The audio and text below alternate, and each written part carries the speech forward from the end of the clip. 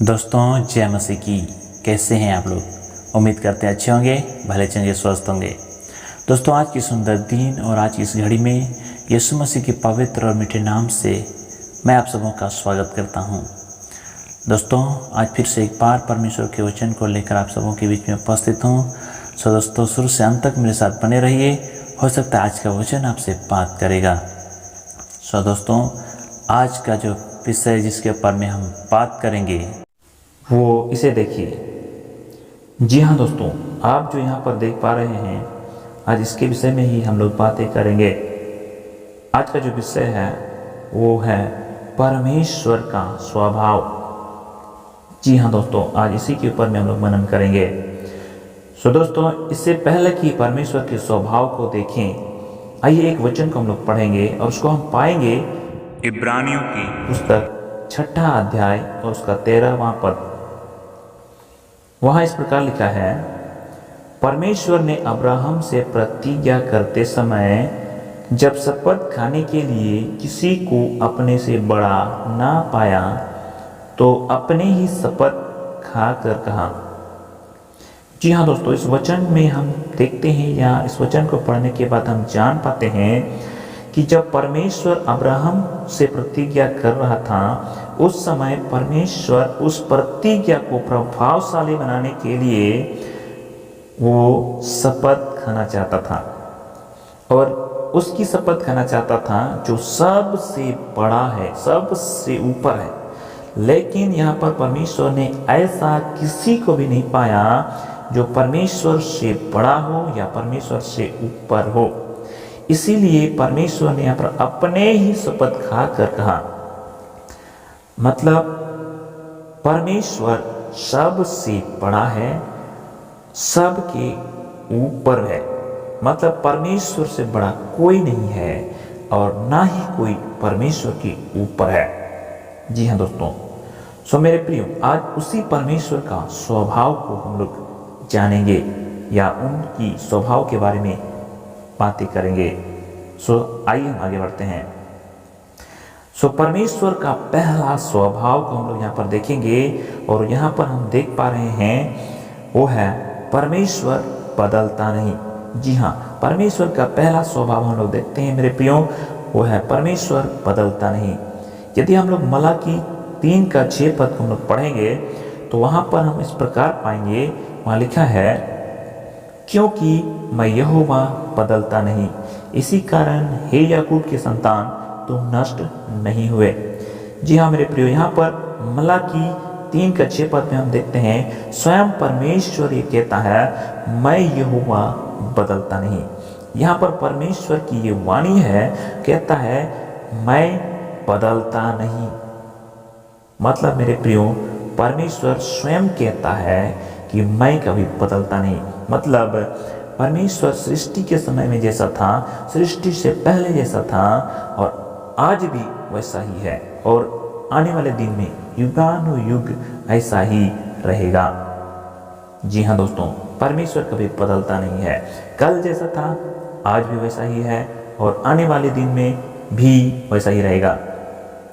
यदि हम याकूब 1:17 को भी पढ़ेंगे तो वहाँ भी इस प्रकार हम देख पाते हैं या इस प्रकार हम पाएंगे, लिखा है, क्योंकि हर एक अच्छा वरदान और हर एक उत्तम दान ऊपर ही से है और ज्योतियों के पिता की ओर से मिलता है, जिसमें ना तो कोई परिवर्तन हो सकता है और ना अदल बदल के कारण उस पर छाया पड़ती है। इस वचन में भी हम जान पाते हैं कि परमेश्वर कभी परिवर्तन नहीं हो सकता, वो ना ही बदल सकता है। जी हाँ दोस्तों, तो पहले जो परमेश्वर का स्वभाव है वो है परमेश्वर बदलता नहीं है। जी हाँ, परमेश्वर का पहला स्वभाव, परमेश्वर बदलता नहीं। आगे अगर हम बढ़ेंगे दूसरे स्वभाव के बारे में अगर बात करेंगे तो हम देख पाते हैं परमेश्वर का दूसरा स्वभाव है परमेश्वर विफल नहीं होता। जी हाँ दोस्तों, यदि आयु 42:2 पद को अगर हम लोग पढ़ेंगे तो वहाँ पर हम जान पाएंगे या देख पाएंगे, वहाँ लिखा है, मैं जानता हूँ कि तू सब कुछ कर सकता है और तेरी युक्तियों में से कोई रुक नहीं सकती।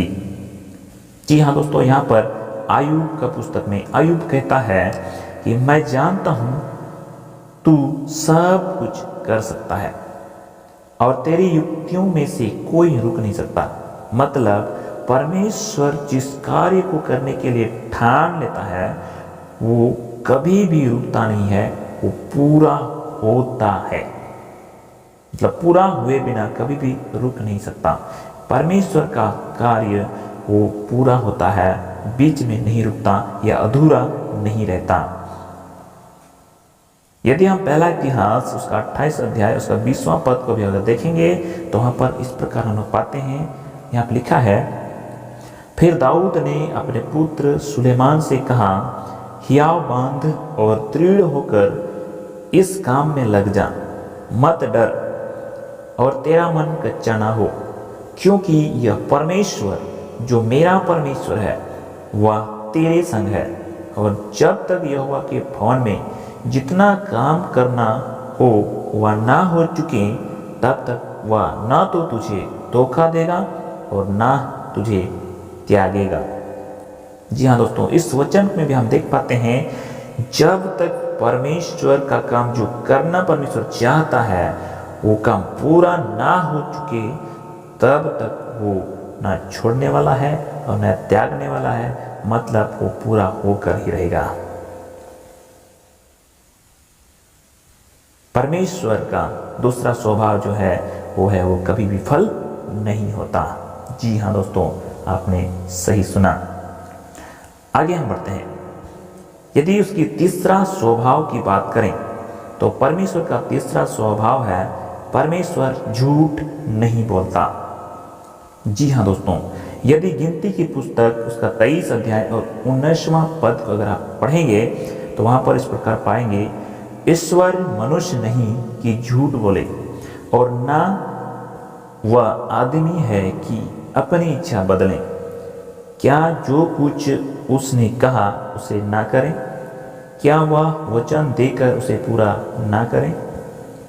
इस वचन में हम देख पाते हैं मेरे प्रियो, कहता है कि परमेश्वर झूठ नहीं बोलता। मतलब परमेश्वर मनुष्य नहीं है जो झूठ बोले।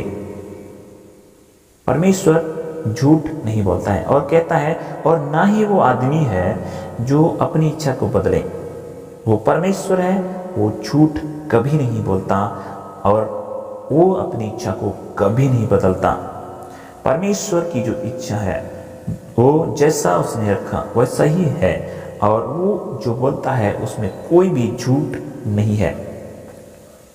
जी हाँ दोस्तों, आगे अगर हम देखेंगे तीतुस की पुस्तक 1 अध्याय 2 पद में तो वहां पर देख पाते हैं, उस अनंत जीवन की आशा पर जिसकी प्रतिज्ञा परमेश्वर ने जो झूठ नहीं बोल सकता सनातन से की है। जी हाँ, यहाँ पर परमेश्वर का वचन हम देख पाते हैं, यह कहता है कि परमेश्वर जो झूठ नहीं बोल सकता उसने अनंत जीवन की आशा दिया है। अनंत जीवन की आशा पर उसने प्रतिज्ञा दिया है। मतलब परमेश्वर यहाँ पर भी कहता है कि वो झूठ नहीं बोल सकता। जी हाँ दोस्तों, आपने सही सुना। आप परमेश्वर के वचन को स्टडी कीजिए, पढ़िए। अगर आपको परमेश्वर की झूठ मिलता है तो आप हमें कमेंट में जरूर बताइए। जी हाँ दोस्तों, आपने सही सुना। सो दोस्तों, यहाँ पर हमने परमेश्वर का 3 स्वभाव को हमने देखा। पवित्र बाइबल में हमने देखा परमेश्वर का जो स्वभाव है वो 3 स्वभाव को हमने देखा है। उसमें से पहला था परमेश्वर बदलता नहीं। दूसरा स्वभाव देखिए, परमेश्वर विफल नहीं होता।